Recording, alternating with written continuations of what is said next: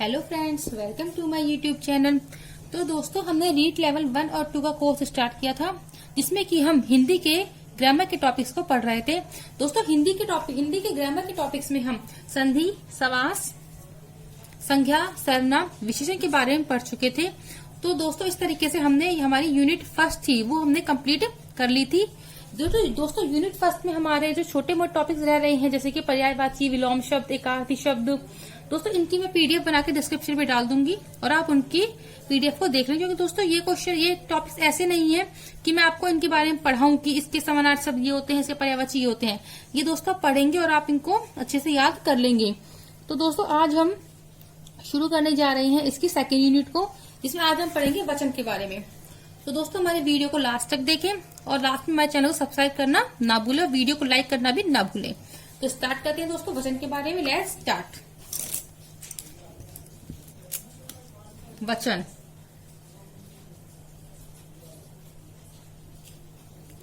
पहले हम देखते हैं वचन कहते कैसे, परिभाषा लिखते हैं एक बार इसकी। हम देखिए, जो शब्द, देखिए दोस्तों, वचन जो शब्द एक या अनेक होने का बोध कराते हैं उन्हें वचन कहते हैं। दोस्तों, हिंदी में वचन होते हैं 2 प्रकार के और संस्कृत में होते हैं वचन 3 प्रकार के। हिंदी में होते हैं एक वचन और बहुवचन, और संस्कृत में हमारा एक वचन, द्विवचन और बहुवचन होते हैं। तो हम पढ़ेंगे, हम हिंदी के संदर्भ में पढ़ रहे हैं तो हम हिंदी के बारे में देखेंगे। हिंदी में वचन होते हैं 2 प्रकार के, एक वचन और बहुवचन। अब दोस्तों, अगर मैं आपको ये बताऊं कि इसको एक वचन को बहुवचन कैसे परिवर्तित करते हैं, तो ये तो बच्चों वाली बात है। क्योंकि दोस्तों, आप सब भी अब अपने ग्रेजुएशन कर चुके हैं और एसटीसी बीएड कर चुके हैं, तो ये सब आपके लिए बहुत बेसिक सी नॉलेज। अगर मैं आपको बताऊं कि पेन का पेने होते हैं, या फिर ये सब चीजें बहुत बेसिक है। तो अब हम थोड़ी सी लेवल की चीजें पढ़ते हैं। तो देखिए, पहले हम पढ़ते हैं सदैव एक वचन में प्रयुक्त होने वाले शब्द। दोस्तों, कुछ शब्द ऐसे होते हैं जो हमेशा एक वचन में प्रयुक्त होते हैं। देखिए, सदैव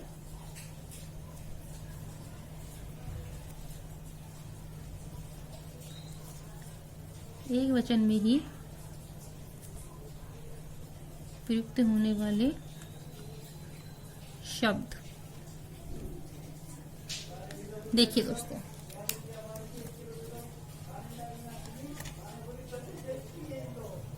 जनता। दोस्तों, जनता शब्द है ना, वो हमेशा एक वचन में ही प्रयुक्त होता है। वायु, एग्जाम्पल समझेंगे हम इसे, एक बार लिख लेते हैं हम इसे। पानी। देखिए दोस्तों, जनता, वायु, पानी, आग, धरती, आकाश, वर्षा, सोना, चांदी, लोहा, दूध, सत्य, झूठ, सामान, क्रोध, क्षमा आदि। ये शब्द ऐसे हैं दोस्तों कि हमेशा इन्हें एक वचन में ही प्रयुक्त किया जाता है। जैसे देखिए, हमने सोना लिया, अब हम ये बोलेंगे, एक तो हम बोलते हैं सोना सस्ता हो रहा है, इसकी अपेक्षा आप ये नहीं बोल सकते सोना सस्ते हो रहे हैं। यह हमेशा एक वचन में ही प्रयुक्त होगा। जैसे हमने लिया दूध, दूध फट गया, ना कि दूध फट गए। सत्य, जैसे झूठ, झूठ कड़वा होता है, ना कि झूठ कड़वे होते हैं। बाजार से सामान आ गया, ना कि बाजार से सामान आ गए। तो इस तरीके से देख सकते हैं कि हमेशा इन शब्दों को हम एक वचन में ही प्रयुक्त करते हैं, बहुवचन में प्रयुक्त नहीं करते हैं।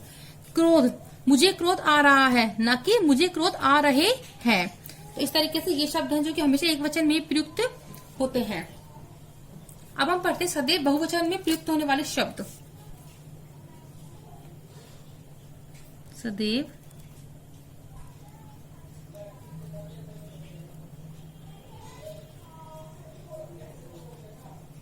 बहुवचन में ही प्रयुक्त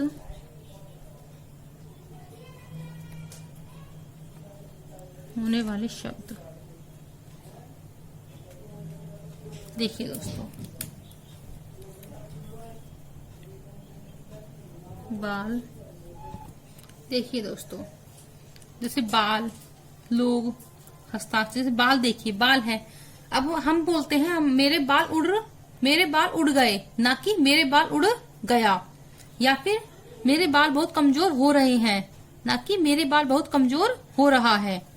लोग में देखिए सभा में बहुत सारे लोग हैं और ना कि सभा में बहुत सारा लोग है। तो ये हमेशा किसमें होते हैं? बहुवचन में प्रयोग होते हैं। हस्ताक्षर, जैसे कि हस्ताक्षर के दे सकते हैं कि जैसे आपने इस पेपर पर हस्ताक्षर किए हैं, ना कि आपने इस पेपर पर हस्ताक्षर किया है। तो किसमें प्रयुक्त हुआ? हमेशा बहुवचन में। होश, मेरे होश उड़ गए, ना कि मेरे होश उड़ गया। आदरणीय, समाचार पत्रों के लिए, किसी समाचार के लिए। दाम शब्द के लिए, आंसू के लिए, जैसे कि आंसू बह रहे हैं, ना कि आंसू बह रहा है। प्राण के लिए, भाग्य के लिए, दर्शन के लिए, जैसे कि दर्शन, जैसे कि बोलते हैं अपन मुझे माता रानी के दर्शन हो गए, ना कि मुझे माता रानी के दर्शन हो गया।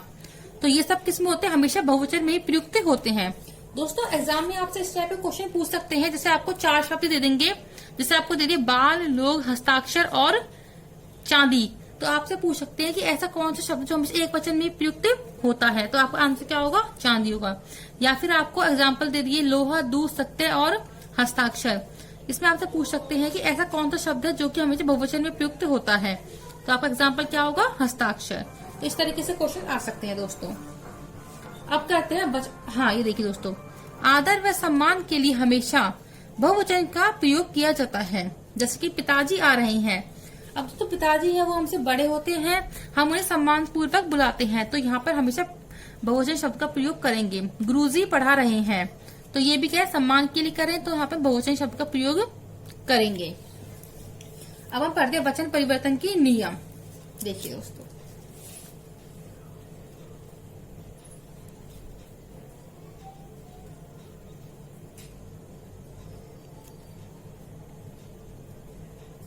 वचन परिवर्तन के नियम।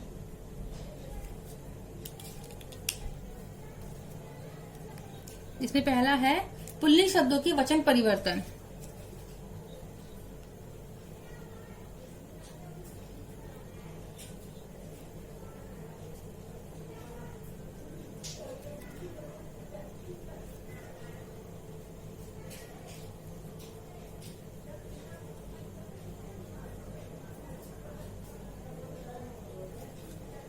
इसमें पहला नियम है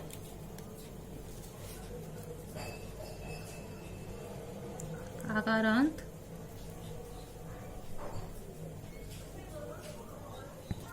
देखिए दोस्तों, आकारांत पुल्लिंग शब्दों के अंत में ए लगाकर वचन परिवर्तन किया जा सकता है। आकारांत पुल्लिंग कौन से थे दोस्तों? आकारांत पुल्लिंग वो होते हैं जिनमें कि पुल्लिंग शब्द हो और उनके पीछे का शब्द उसमें आ की मात्रा लगी हुई हो। देखिए जैसे कि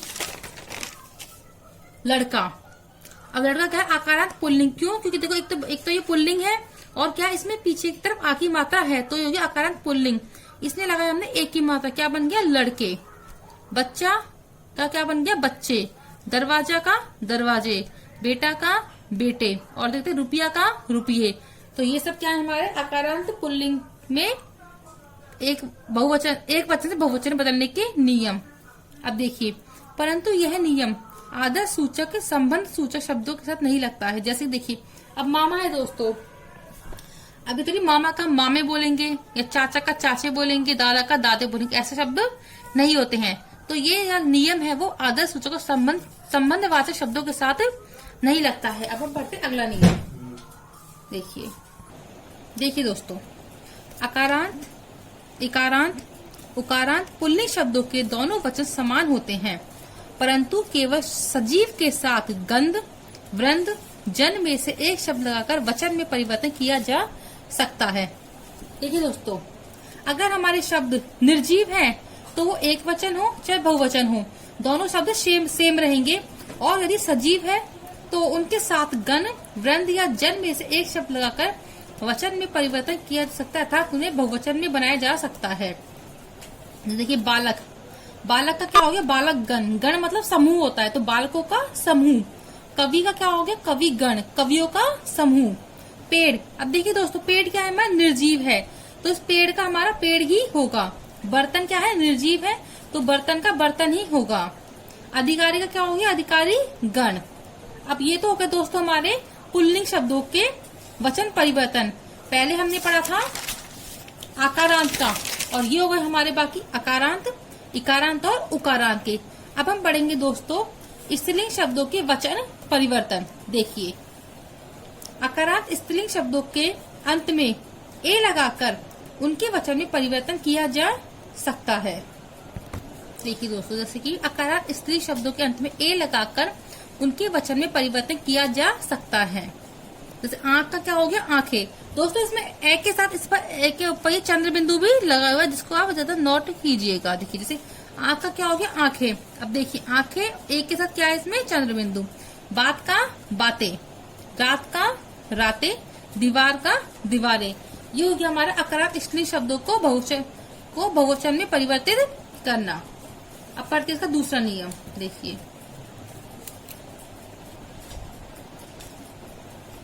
दूसरा नियम क्या है इसका, इकारांत। ये था हमारा अकारांत का, अब हम पढ़ेंगे इकारांत का। इकारांत, देखिए दोस्तों, इकारांत स्त्रीलिंग शब्दों के अंत में या जोड़कर उनके वचन में परिवर्तन किया जा सकता है। लेकिन क्या होता है, अंत की जो बड़ी मात्रा होती है वो छोटी मात्रा में परिवर्तित हो जाती है। ये हमारे इकारांत स्त्री शब्दों के लिए एग्जाम्पल देखिए, जैसे कि नदी। नदी क्या हो गया, नदियां। और देखिए जो हमारी ये बड़ी ई की मात्रा थी, ये हो गई हमारी छोटी ई की मात्रा में परिवर्तित हो गई। जाति का क्या हो गया, जातियां। अब देखो दोस्तों, देखिए जाति की जो ई की मात्रा थी वो पहले से छोटी में थी, तो छोटी है तो छोटी में ही रहेगी। खिड़की का खिड़कियां, दवाई का दवाइयां। दोस्तों आपने ज्यादातर मेडिकल स्टोर पर दवाइयों में ये यहाँ पे ई की बड़ी ई की मात्रा देखी होगी, लेकिन जो हमेशा क्या होता है, गलत होता है। सही दवाइयां कैसे लिखते हैं, ऐसे लिखते हैं जिसपे कि ई छोटी ई आती है, बड़ी ई नहीं आती है। इकाई का इकाइयां, थाली का थालियां। अब हम पढ़ते हैं इसका तीसरा नियम। देखिए तीसरा नियम क्या है इसका, यदि किसी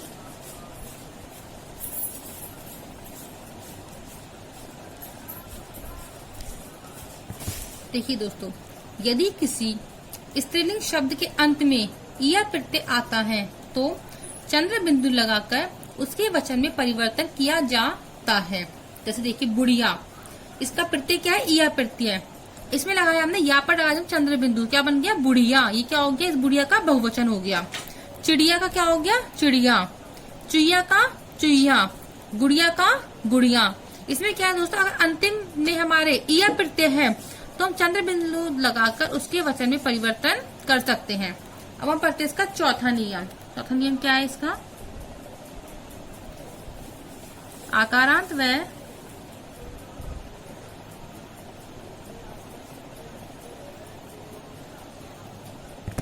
देखिए दोस्तों, आकारांत व उकारांत स्त्रीलिंग शब्दों के अंत में ए जोड़कर उनके वचन में परिवर्तन किया जा सकता है। देखिए जैसे ऋतु। ऋतु क्या है, हमारा उकारांत है और क्या स्त्रीलिंग शब्द है, इसमें हमने जोड़ा ए, क्या बन गया, ऋतुए बहुवचन में। वस्तु उकारांत स्त्रीलिंग है, क्या बन गया, वस्तुएं। परीक्षा आकारांत स्त्रीलिंग है, क्या बन गया, परीक्षाएं। बाला आकारांत स्त्रीलिंग, क्या बन गया, बालाएं। ऐसे और एग्जाम्पल देखते हैं हम, जैसे कि छात्रा क्या बन गया, छात्राएं। वधु क्या बन गया, वधुएं। तो दोस्तों इस तरीके से हमारे ये स्त्रीलिंग शब्दों के भी अकारांत के, इकारांत के, आकारांत के, उकारांत के हम पढ़ चुके हैं। अब देखिए, अब एक नोट डाल के लिखिए,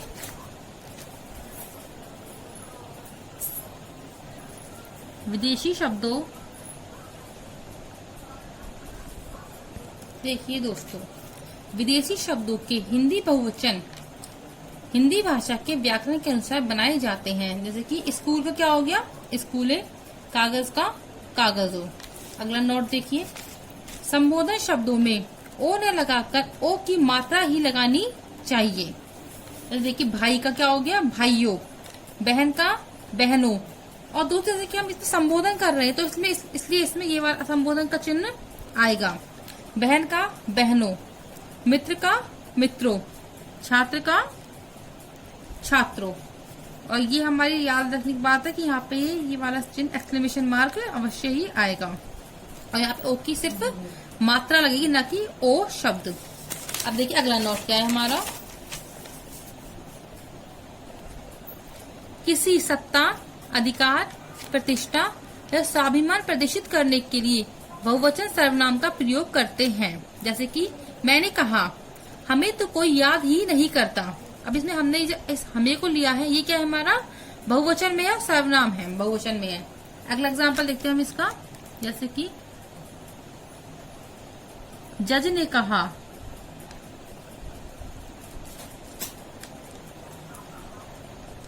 यह हमारा अंतिम निर्णय है। एक तो बोलता यह मेरा अंतिम निर्णय है, तो हमें मेरा ना लेकर यहाँ पे क्या लेंगे, हम हमारा शब्द लेंगे। क्यों? क्योंकि अधिकार है जज को, इसलिए यह हमारा अंतिम निर्णय है। और देखिए,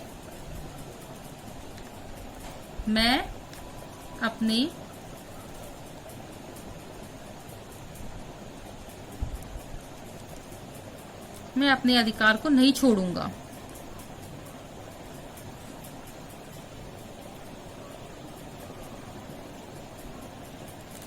अब एक तो हम बोलते हैं मैं मेरे अधिकार को नहीं छोड़ूंगा, लेकिन यहाँ पे क्या बोला, मैं अपने अधिकार को नहीं छोड़ूंगा। तो यहाँ क्या है कि अधिकार का या स्वाभिमान का भाव प्रकट हो रहा है। तो यहाँ क्या लिया हमने, अपने शब्द प्रयोग में लिया है, ना कि मेरे शब्द प्रयोग में लिया है। तो दोस्तों इस तरीके से हमारा वचन परिवर्तन का टॉपिक आज कंप्लीट हो चुका है और आप अंत तक हमारे साथ बन रहे, इसके लिए बहुत बहुत धन्यवाद। तो दोस्तों आई होप कि आपको मेरी वीडियो पसंद आई हुई होगी। तो आप मेरी वीडियो को लाइक कीजिए और अगर आपको कोई प्रॉब्लम है तो कमेंट कीजिए और हमारी इस वीडियो को ज्यादा से ज्यादा अपने दोस्तों के साथ शेयर कीजिए, जिससे कि वो भी हमारी इस वीडियो को देख के अगर उन्हें भी कोई इस टॉपिक में कोई दिक्कत है तो वो उस टॉपिक के सारे कंसेप्ट क्लियर कर सके। और ऐसे ही हमारे साथ बने रहिए और हमारे चैनल को सब्सक्राइब करना ना भूलें। Thank you friends.